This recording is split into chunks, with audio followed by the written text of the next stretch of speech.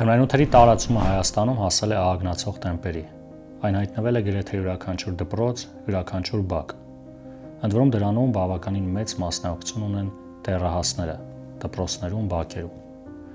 Նոր տեխնոլոգիաների կիրառմամբ երիտասարդները, դեռահասները ակտիվորեն զբաղված են թմրանյութերի տարածմամբ, որի նկատմամբ իրապահ մարմինների վերաբերմունքը կարելի ասել բավականին մեղմ է։ Այն պատկերը, այն թվերը, որ նաև պաշտոնական վիճակագրությամբ ենք տեսնում, որ տարեստարի թմրանյութերի հետ կապված հանցագործությունները շատանում են։ Ընդ որում սա միայն բացահայտված հանցագործությունների մասին է, բոլորս էլ տարբեր տեղերից ականատես ենք լինում, որ տասնյակ, հարյուրավոր, երբեմն նույնիսկ հազարավոր դեպքեր կան, որոնք այդպես էլ մնում են իրապահ մարմինների ուշադրությունից դուրս։ Այստեղ շատ կարևոր է նաև կանխարգելիչ աշխատանքները, որոնց թվում մեծ նշանակություն ունի